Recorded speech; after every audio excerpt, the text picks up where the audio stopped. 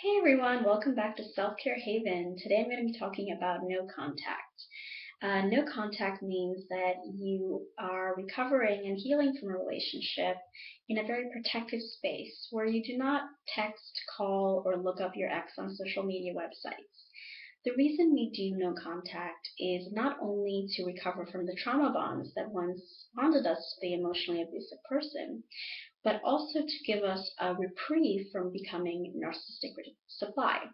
So when we were in a relationship with narcissistic abusers, we were constantly giving them supply. We were giving them attention, praise, compliments. We were giving them what they most needed and wanted in order to preserve their false self. When we take away from that supply is when we become most victorious. We remove ourselves from the equation of toxicity and being part of a narcissist harem by making sure that we maintain no contact and no knowledge about what the narcissist does after he or she has discarded and devalued us. And this is so important because the narcissist relies on us, to maintain contact somehow, whether it's looking them up on social media, texting them, calling them. This all serves as a way to gain attention, and they rely on our codependency and the trauma bonds that kept us tethered to them um, to maintain that contact. So by establishing no contact, we make sure that we are moving forward in our lives without engaging with the narcissist in any way and not learning more about what's going on in his or her life. And by doing so, we enable ourselves to heal and recover from the trauma bonds, which are basically bonds that are created through intense emotional shared experiences with the narcissistic abuser. And we do this by removing ourselves from the equation completely.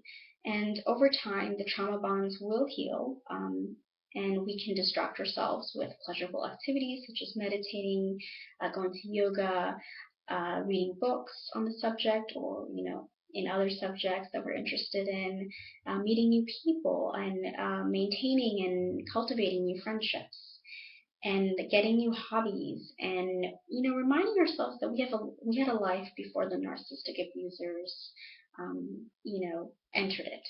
And so no contact can be a very freeing experience. It can also be a very frustrating one, especially if we learn to be codependent on our narcissistic abuser during the relationship, codependent on his opinions of us, and the relationship benefits itself, as well as ruminations over the abuse. But no contact will help you with those cognitive distortions as you learn to adjust to life without the abuse and without the trauma bonds that once tethered you to the narcissist.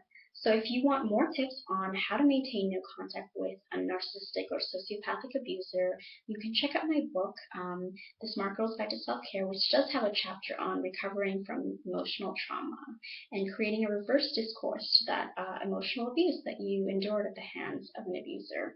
So please do subscribe to my channel if you are interested in mental health and topics related to psychology and sociology.